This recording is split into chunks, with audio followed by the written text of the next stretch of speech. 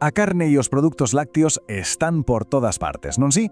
Nas nosas neveiras, nos pratos, na cultura. Son casi unha constante. Pero paramos a pensar que hai realmente detrás destes alimentos tan do día a día?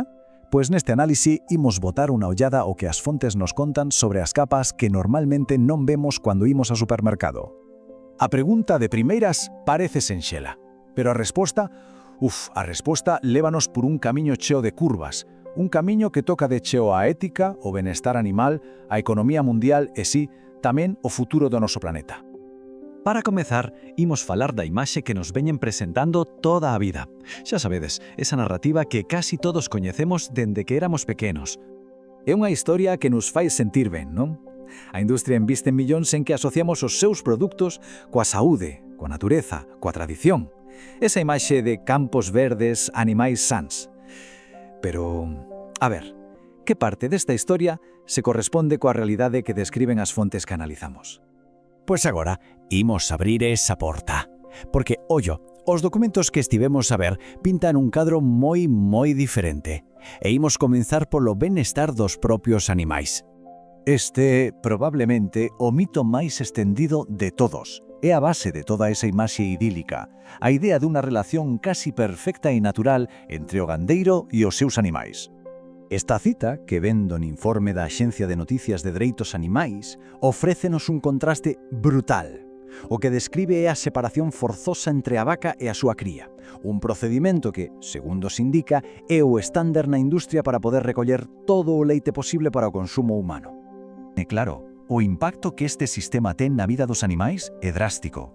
A esperanza de vida dunha vaca leiteira na industria redúcese a unha pequena fracción da que tería de forma natural.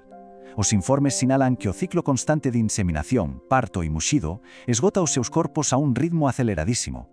E entón, esa imaxe que temos na cabeza dunha vaca pastando tranquilamente nun prado verde, na práctica convértese en isto: a realidade do confinamento masivo.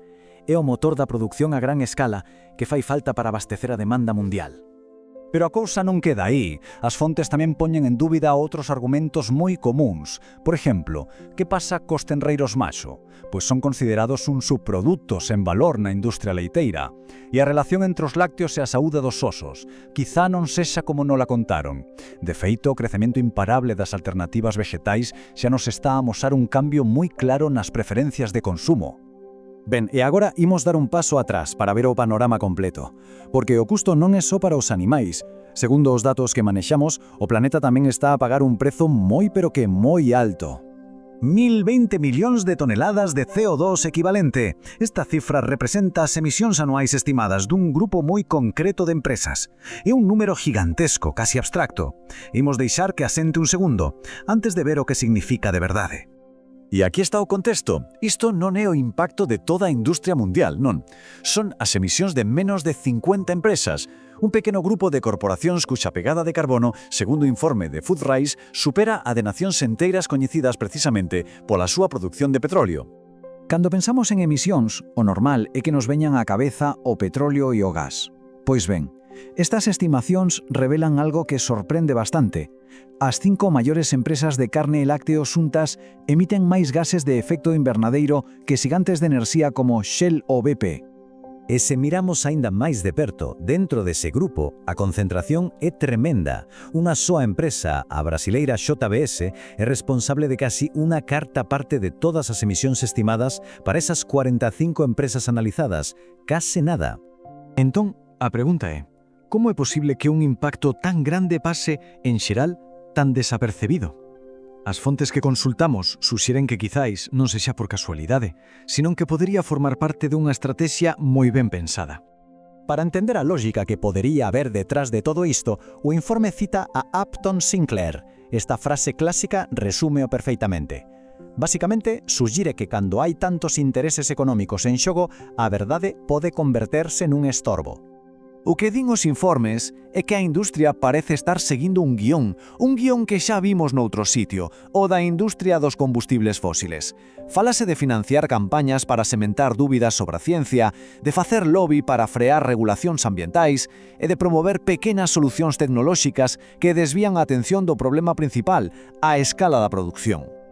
E ollo, porque a comparación ponse aínda máis seria cando falamos do metano, un gas de efecto invernadeiro que a curto prazo é moitísimo máis potente que o CO2.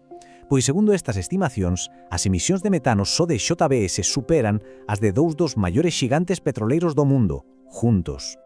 E para que vexamos un exemplo práctico disto que se comenta, as fontes poñen o caso de XBS. A empresa anunciou un obxectivo climático moi ambicioso que foi cuestionado por organismos reguladores. Cal foi a reacción da compañía? Pois rebaixar o seu compromiso de ser unha promesa a ser simplemente unha aspiración. Entón, con todo isto sobre a mesa, a sensación que transmiten as fontes é que estamos nunha encrucillada. As decisións que tomemos sobre o noso sistema alimentario teñen unhas consecuencias enormes e a longo prazo. A ver, científicamente, a cousa parece estar bastante clara segundo os documentos. A produción de proteína animal, sobre todo a de animais como as vacas, é moito menos eficiente. Menos eficiente en recursos e moito máis contaminante en emisións que as alternativas vegetais como, por exemplo, os legumes. E aquí é onde entra en xogo unha idea moi potente que mencionan os expertos, o dobre dividendo.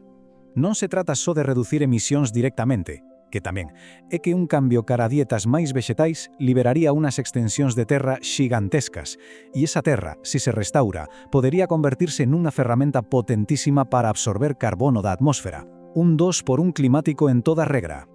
Todo isto resúmese moi bien nun cita do profesor Paul Behrens, que escribe un dos prólogos. A mensaxe é clara. Hai un sentimento de urxencia. Aínda que a acción debería ter comenzado hai tempo, a oportunidade de facer un cambio de verdade segue aí, hoxe. E con isto chegamos ao final, e como vemos non hai unha resposta sinxela nin unha conclusión única. O que si hai é unha pregunta que as fontes nos obrigan a formular, unha pregunta que vai moito máis alá do prezo que vemos no supermercado e que nos convida a pensar nos custos ocultos do noso sistema alimentario global.